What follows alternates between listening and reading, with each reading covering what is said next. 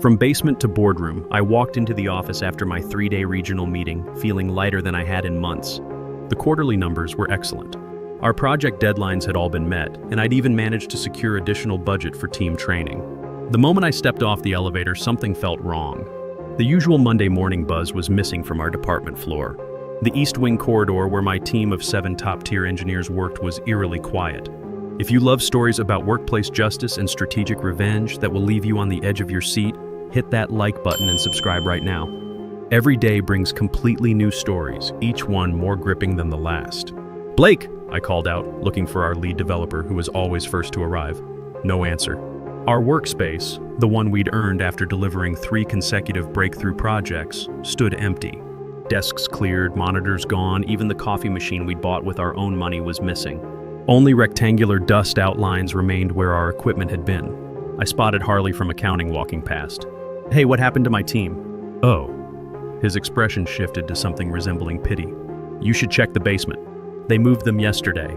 "The basement? We didn't even have office space in the basement." The elevator ride down felt eternal. Each floor passing by heightened my sense that someone was about to pay dearly for this decision. When the doors opened, I had to navigate through storage areas and maintenance rooms before finding a door with a hastily printed sign, Engineering Team B. I pushed it open to find my team huddled between exposed pipes and utility boxes. Their monitors balanced precariously on folding tables. Extension cords snaked across the concrete floor. Water dripped from a ceiling pipe, landing with rhythmic plunks into a bucket near Blake's makeshift desk. "What happened?" I asked, though their faces told me everything. Blake looked up, his jaw tight with controlled anger. "While you were gone, Parrish came down with movers. Said we needed to relocate immediately to make room for the new specialist. We had 30 minutes to pack everything." "A specialist? What specialist?" "Some productivity expert," added Kane, our youngest developer. "Parrish says he's going to revolutionize the whole department." I climbed back upstairs to our former workspace. Bright, airy, strategically positioned between the testing lab and design team. Now it housed a single person, a young man arranging framed certificates on what used to be my desk, while Parrish, our department head of 5 months, hovered nearby with an expression of unbridled admiration. "Ah, there you are," Parrish exclaimed when he spotted me. "Meet Felix, our new productivity transformation specialist. His revolutionary approach increased output 300% at his last 3 companies. He needs proper space to implement his vision." He lowered his voice. "Your team can manage downstairs until next quarter's budget review." I stared at Felix, who didn't even pause arranging his awards to acknowledge me. I nodded silently and returned to the basement where my team waited, the distant hum of industrial machinery vibrating through the walls. The Wi-Fi signal barely reached. The nearest bathroom was a single toilet behind a shower curtain. The air smelled of mildew and neglect. 32 years with this company," muttered Reese, our hardware specialist. "And this is how they treat us." I surveyed their dejected faces. People who had given everything to this company, who had pulled countless all-nighters to meet impossible deadlines, now stuffed in a basement like unwanted furniture. Then I made my decision. "Pack your bags," I said calmly. "Not just for down here. Everything." They stared, confused but trusting. "I'm not asking you to quit today," I continued, my voice steady and confident. "But start quietly gathering everything you might want to take with you someday. Keep this conversation between us. My name is Cole Barrett, and until that basement moment, I'd been the dependable leader of Engineering Team B for 8 years. Before joining the company, I'd spent 15 years as a military logistics officer, coordinating supply chains in crisis zones across 3 continents. The company had hired me for my technical knowledge, unaware that I'd spent those years building global industry relationships while managing complex operations under extreme pressure. I wasn't just good at solving technical problems. I excelled at strategic warfare, corporate or otherwise. When I transitioned to civilian life, I brought those skills with me. I could spot talent in unlikely places and build cohesion among wildly different personalities. Each member of my team had been handpicked not just for their technical brilliance, but for their ability to execute under extreme pressure. Blake, our lead developer, had been rejected by 3 other companies because of his unfiltered communication style before I recognized his genius with complex systems. Kane, fresh out of college but with natural talent for finding elegant solutions, had been passed over for higher-profile graduates. Reese had been ready to retire when I convinced him his hardware expertise was irreplaceable. Then there was Sawyer, our quietest member who spoke 5 programming languages but struggled with corporate politics. Avery, whose testing protocols had become industry standard. River, whose security systems were impenetrable. And Sage, who could translate technical requirements into language anyone could understand. For 8 years, we delivered consistently excellent results without fanfare. We weren't the flashiest team, but executives knew we were the ones to call when they needed something impossible done reliably. 6 months earlier, our longtime department head retired, and Parrish arrived with grand ambitions but zero understanding of our work. From day one, he'd been hunting for a game changer to impress executives, ignoring our consistent results in favor of flashy innovations. His golden hire, Felix, had dazzled him with buzzword-filled presentations and promises of revolutionary methods. What Parrish never investigated was why someone with such transformative skills changed jobs 3 times in 2 years. For 2 weeks after the basement relocation, we worked from our exile. The conditions were abysmal. The temperature fluctuated wildly. The lighting gave everyone headaches. And twice we had to cover equipment during overhead pipe leaks. Yet my team followed my quiet instructions: archive projects, organize knowledge bases, create transition guides, while continuing their assigned tasks without complaint. "I don't understand why we're documenting everything so meticulously," Sawyer whispered one afternoon. "It's not like they appreciate our work anyway." "Everything we do should be done with integrity," I replied loud enough for everyone to hear, no matter where we do it. The others exchanged glances but kept working. They trusted my judgment even if they didn't understand the strategy yet. Then came a surprising call from Sinclair, the CEO, requesting I present our team's accomplishments at the upcoming board meeting. My team's spirits lifted. Finally, recognition. The morning of the presentation, I dressed in my best suit and carefully reviewed my slides in the basement's dim light. As I climbed the stairs to the executive floor, Parrish intercepted me in the stairwell. "Change of plans," he smirked, blocking my path. "The board wants to hear about future innovations, not past performance. Felix will present instead." "Sinclair specifically requested me," I stated flatly. "I spoke with her this morning. She agrees my approach makes more sense." His smile didn't reach his eyes. "The board needs to hear about where we're going, not where we've been. You can go back to your workspace." I held his gaze for a long moment, memorizing his expression. Understood. But what Parrish didn't know was that this was exactly what I'd been waiting for. Keep watching to see how this strategic miscalculation would backfire spectacularly. My team deflated when I returned with the news. Kane glanced at her half-written resignation letter visible on her screen. "So this is it? We're just giving up?" "Not even close," I replied, my voice carrying military precision. "Keep packing quietly." Later that day, word spread through the company grapevine that Felix's presentation had bombed spectacularly. Board members had asked technical questions he couldn't answer, exposing his shallow understanding of our core business. Parrish attempted damage control by promising our team would implement the concepts despite their reluctance to embrace change. That afternoon, Parrish visited our basement, suddenly friendly. "Good news. We're considering moving you back upstairs to the East Wing." The East Wing, slightly better than the basement, but still a clear demotion from our original space. The message was clear: we were still less valuable than the golden hire. "I appreciate you recognizing our capabilities," I said, surprising my confused team who expected outright rejection. Hope flickered again. That evening, Kane admitted she'd torn up her resignation letter. "If we're moving back upstairs, maybe things will improve." I merely nodded, saying nothing to confirm or deny her optimism. The chess pieces were moving exactly where I needed them. 2 days later, I invited an old colleague to tour our facility. As we walked through departments, I deliberately timed our arrival at the executive floor for when I knew Parrish would be showing Felix around to potential clients. "Cole!" Parrish called out too loudly, too friendly. Perfect timing. "Come meet Northpoint Solutions executive team. They're interested in Felix's productivity system." I approached with my visitor in tow. "This is my colleague, Rowan." Parrish eagerly introduced Rowan to Felix, who launched into his rehearsed transformation speech. "Fascinating approach," Rowan said when he finished. "You've used this successfully elsewhere?" "Absolutely. My methods boosted efficiency dramatically at my previous companies. Northwest Technologies saw a 300% productivity increase in just 1 quarter. "Strange," Rowan replied, his voice cool and measured. "I sit on the board of Northwest Technologies. We never recorded such improvements. In fact, we noted significant project delays during your tenure there." The conference room went silent. Felix's confident smile faltered. "There must be some confusion," Parrish began, his face flushing. "No confusion," I interjected. "Rowan is here because I accepted his job offer yesterday. I'm bringing my team to establish a new engineering division at his company. We start next Monday." The Northpoint executives shifted uncomfortably. Felix's confident smile vanished completely. You can't take your team, Parrish sputtered. That's poaching. It's unethical, but completely legal, I finished for him. Check our contracts. No non-compete clauses. You relocated us to a basement with leaking pipes while focusing resources on unproven methods. Rowan is offering us double our current salaries and proper working conditions.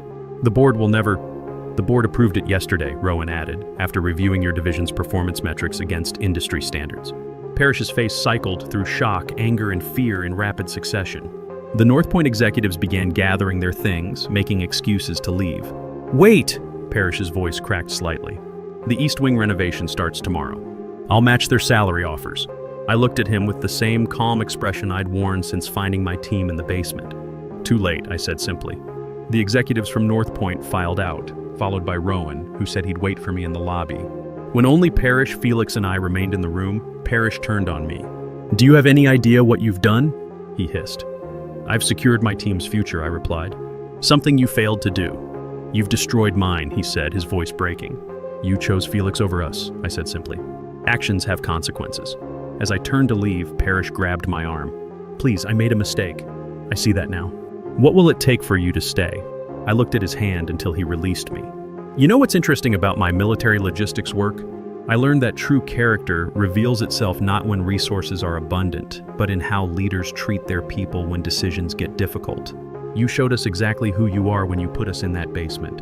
I walked out, leaving Parrish standing there with his golden hire, the sound of my footsteps echoing in the empty conference room. What he didn't know was that my plan had been in motion long before the basement incident, and what he'd just witnessed was only phase 1. Back in the basement, my team waited anxiously.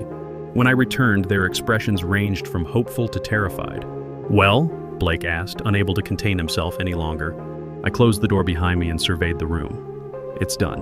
Rowan offered us all positions, double our current salaries, proper equipment, and a real office with windows.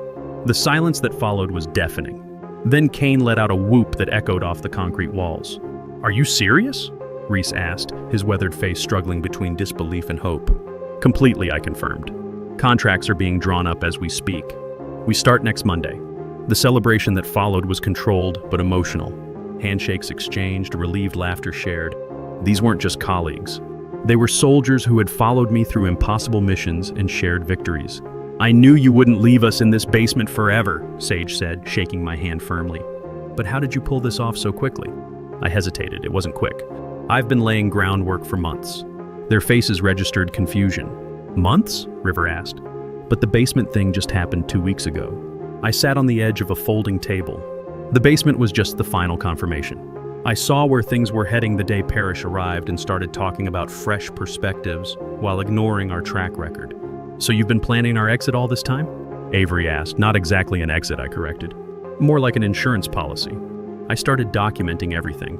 Our contributions, Parrish's dismissals, project successes he took credit for. I reached out to old contacts, including Rowan, just to reconnect. When things started deteriorating, those connections became leverage. Sawyer, always the most perceptive despite his social awkwardness, studied my face. There's more to this than just finding us new jobs, isn't there? The others turned to me expectantly. Let's focus on the transition for now, I said carefully. We have 1 week to wrap things up properly. No loose ends, no unfinished projects. We leave with our professional reputations intact. What about Parrish? Blake asked, a dangerous edge to his voice. He knows we're all leaving, I confirmed. And he's panicking. The board was already questioning Felix's hiring and the resources allocated to him. Losing an entire specialized team in one stroke is going to raise serious concerns about Parrish's judgment. Good, Reese muttered. 32 years and he sticks me in a basement. What's our strategy for the next week? River asked, ever the pragmatist. We work professionally, thoroughly, and without complaint, I said. We document everything meticulously. We prepare transition guides for our replacements. We act with complete integrity.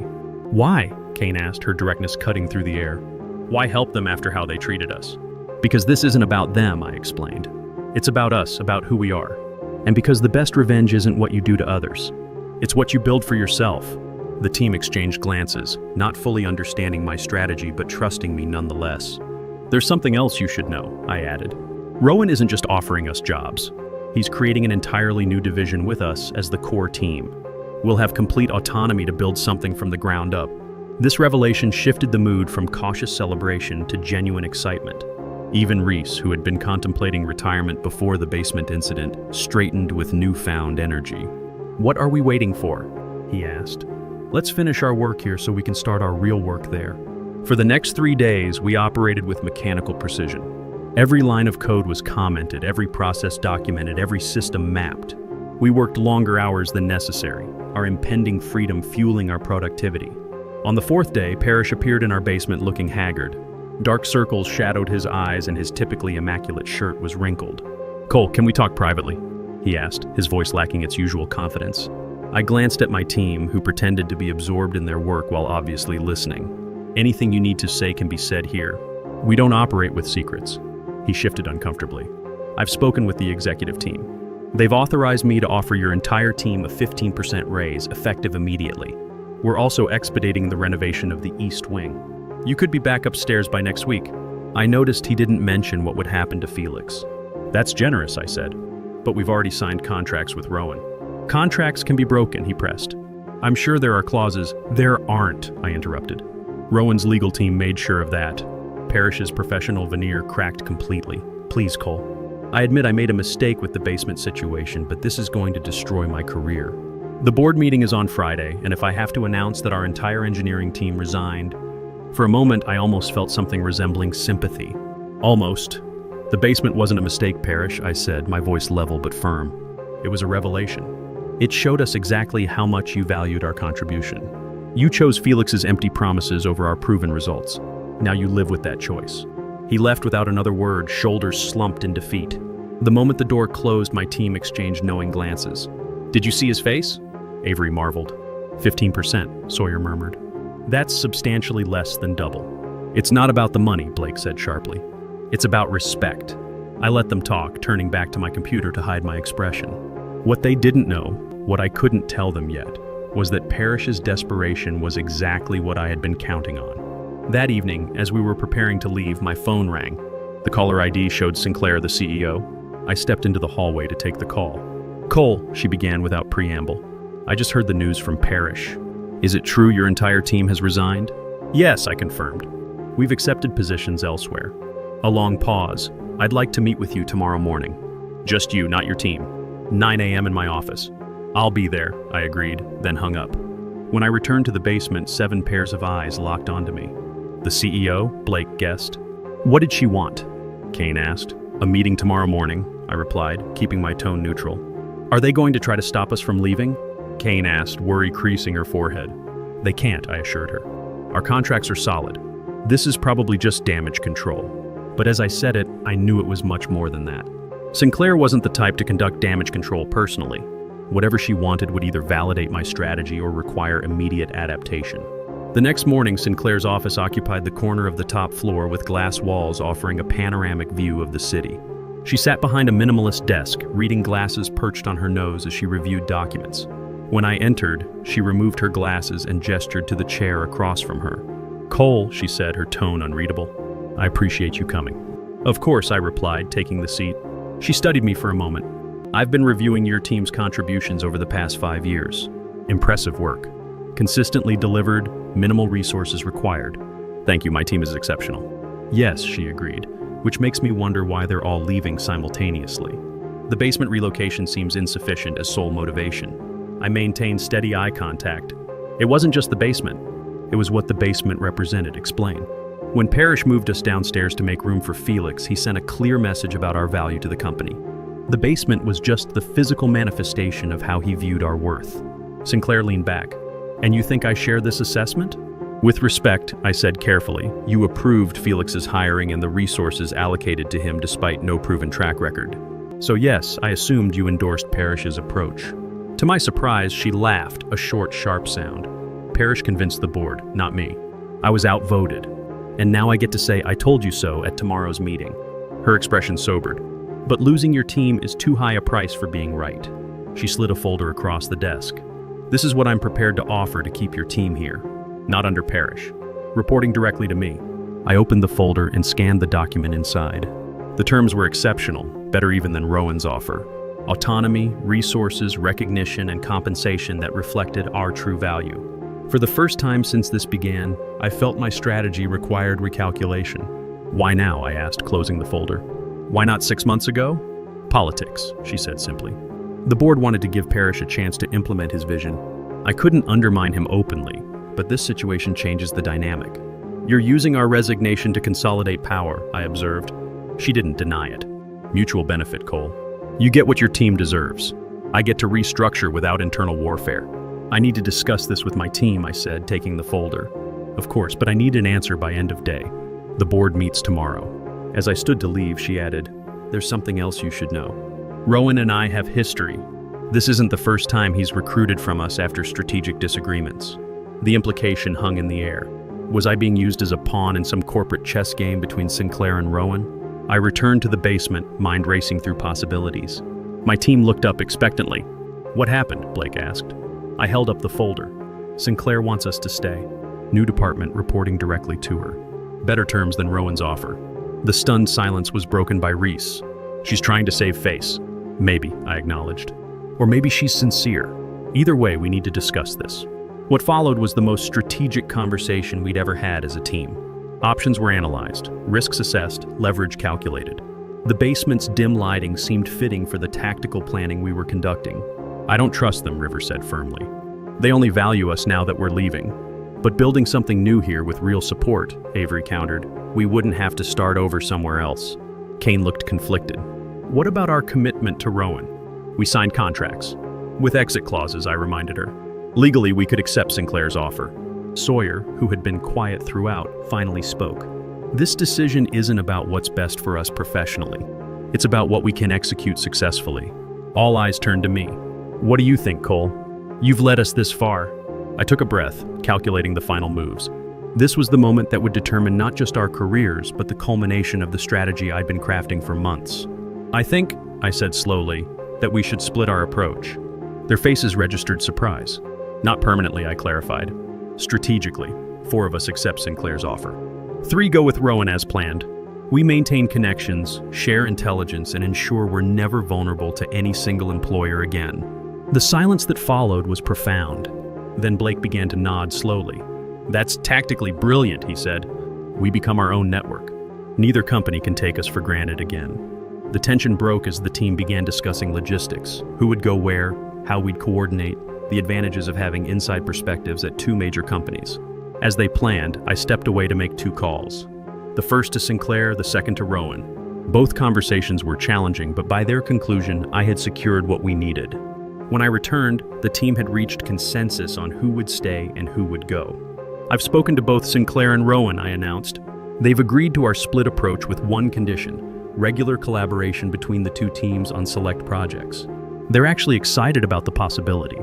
And which group will you lead? Sage asked the question everyone was thinking. I smiled, neither exclusively. I'll be consulting for both teams, dividing my time, building bridges rather than choosing sides. The relief in the room was evident. We'd found a solution that honored everyone's interests while creating something entirely unprecedented. As we celebrated our unconventional victory, my phone buzzed with a text from an unknown number. Board meeting moved up to tomorrow 9 a.m. Parrish presenting restructuring plan. Felix featured prominently. Thought you should know. A friend. I stared at the message, my mind rapidly recalculating. This changed the timeline, but not the objective. Change of plans, I announced, interrupting the celebration. We need to prepare for tomorrow's board meeting. Why? Reese asked. We've made our decision. Because I said tomorrow isn't just about our future. It's about ensuring everyone understands exactly why we're leaving and what they're losing. As I outlined what we needed to do, I saw understanding dawn on their faces. This wasn't just about finding better positions or escaping a bad situation. This was about changing the system that had devalued us in the first place. By midnight, we had everything prepared. As we finally left the basement, possibly for the last time, Kane asked the question I'd been expecting. Cole, how long have you really been planning this? All of this? I looked at my team, my exceptional loyal team who had trusted me through basement offices and uncertain futures. They deserve the truth. Since the day Parrish introduced Felix as the future of the department, I admitted. But what's happening tomorrow? That part I've been planning since my first day in corporate life. What exactly is happening tomorrow? Blake pressed. Justice, I replied simply. And a demonstration of why you never underestimate the quiet professionals. The next morning arrived with pale light filtering through the basement's windows. I arrived before anyone else, dressed in the navy suit I reserved for the most critical operations. As my team arrived one by one, each looked prepared for what was essentially our final mission together as a complete unit. "Ready for today?" Blake asked, adjusting his tie. "More than ready," I replied, handing him a sealed envelope. "When the time comes, you'll know what to do with this." The others received similar envelopes, each containing specific intelligence and instructions. They secured them without questions, the ultimate demonstration of trust. At 8:30, we made our way to the executive floor. The boardroom doors remained closed, executives likely already inside conducting preliminary discussions. My team and I waited in the adjacent room, the calm before the storm. At precisely 8:55, Sinclair's assistant approached us. The CEO requests Engineering Team B join the meeting. My team exchanged confident glances as we gathered our materials and followed her into the boardroom. The long mahogany table was surrounded by board members in expensive suits, with Sinclair at the head. Parrish sat halfway down, papers spread before him, with Felix beside him looking notably subdued. Parrish's eyes widened when he saw us enter. He leaned over to whisper something to Felix, whose complexion went pale. "Thank you for joining us," Sinclair said, gesturing to empty chairs. "I've asked Cole and his team to provide context for the proposals we're discussing today." I noticed a familiar face among the board members. Rowan sat 3 seats down from Sinclair, offering me a slight nod. "Now, Parrish," Sinclair continued, "you were about to present your departmental restructuring plan." Parrish stood, straightening his tie nervously. "Yes. As you know, our department is undergoing significant transformation to align with market demands. The centerpiece of this transformation is our new productivity methodology pioneered by Felix, which promises to revolutionize our workflow." He clicked through several slides showing colorful charts with impressive upward trends. "Initial implementation has begun, and we project a 200% productivity increase by year-end." "Impressive," one board member commented. "And how is the existing engineering team adapting to these new methodologies?" Parrish hesitated, glancing at us. "There's been some resistance to change, as expected with any transformation, but we're addressing that through gradual implementation and appropriate resource allocation." "Resource allocation," Sinclair repeated. "Could you elaborate on that, Parrish?" He shifted uncomfortably. "We've had to prioritize certain workspace considerations to maximize efficiency. Some temporary relocation was necessary." "By temporary relocation, do you mean moving an entire specialized engineering team to the basement?" Sinclair asked, her voice deceptively mild. The board members stirred, several frowning as they looked between Parrish and our team. "It was an interim solution," Parrish insisted. "The renovation plans for proper workspace are already underway." "I see," Sinclair said. "And these renovations began after you learned the team was resigning, correct?" Parrish's face flushed. "The timing was—" "Cole," Sinclair interrupted, turning to me. "Perhaps you could give the board your perspective." I stood, feeling the weight of every gaze in the room. "Thank you, Sinclair. Before I begin, I want to clarify that what I'm about to share isn't about personal grievances. It's about systematic failures that threaten this company's competitive advantage." I turned to my team. "Now, please." They each opened their envelopes and distributed documents to every person at the table. Parrish received his copy last, his hand trembling slightly as he took it. "What you're looking at," I explained, "is a comprehensive analysis of our department's productivity over the past 5 years, alongside financial allocations and resource distribution. The final pages show projected outcomes based on current management decisions." The board members flipped through the meticulously prepared documents, their expressions growing increasingly concerned. "These numbers can't be right," one board member said, pointing to a particular section. "This shows a projected 30% decline in deliverables under the new structure." "The numbers are accurate," I confirmed. "They're based on the department's own data accessed through our project management systems. This indicates the team relocated to the basement was responsible for 78% of the department's successful deliverables last year," another board member noted, looking up sharply. "Parrish, were you aware of this?"